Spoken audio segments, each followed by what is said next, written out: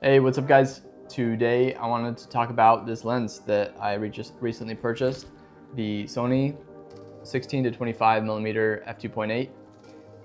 It's a G lens and it's a very small form factor. It has an aperture ring that is clickable if you're into that. Normally I use the Sigma 24 to 70. I wanted to get a smaller lens that was more lightweight but flexible.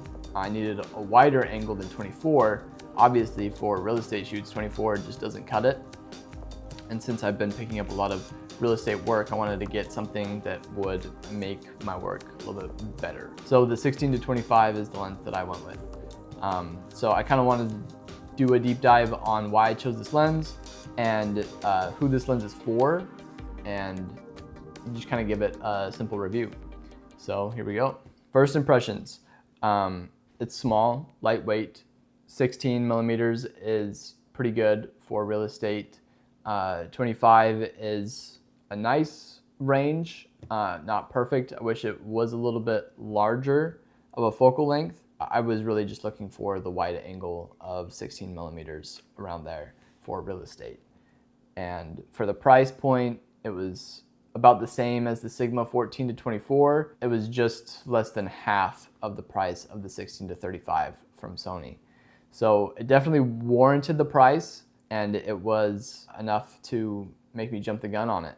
It has an aperture ring, which I find really handy if I'm doing long shots and I need a range of exposure and I don't have an ND filter. I'll just turn this guy to lower the exposure for me if I get blown out, or to open it up if it gets too dark. The zoom range is really nice. It is very compact. That's as long as this lens gets at 16 millimeters. And that's as small as it gets. Very compact, very short zoom range, which is great for gimbal work because you don't have to rebalance the gimbal.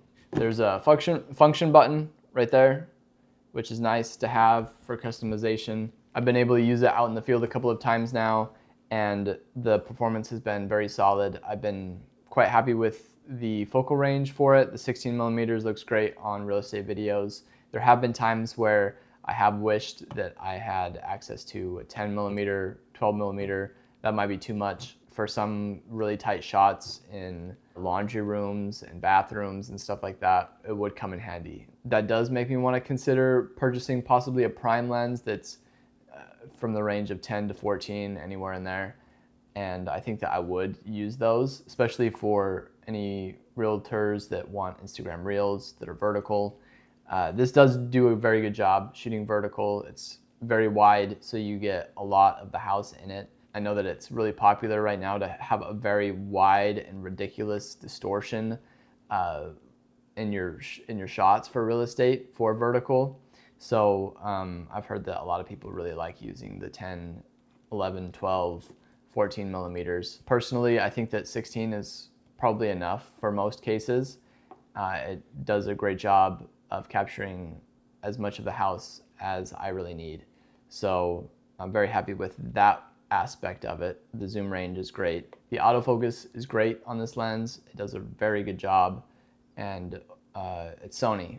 So paired with a Sony camera, it's gonna do good stuff. One thing that is important to me as far as lenses go is the lens flares. I like to use those creatively, shooting real estate and getting the sun in the shot and making the lens flare a little bit. This lens, the lens flares don't look that great. It actually looks like there's a smudge on the camera. And it's happened a couple times in some real estate shoots that I've done. Not anything like super noticeable. After a while you can tell it's the lens flare, but it just doesn't look super great. If you want to see this perform a full real estate shoot or a side-by-side with primes, let me know in the comments. If this video helped you, hit that like button and subscribe for more filmmaking content. Thanks for watching.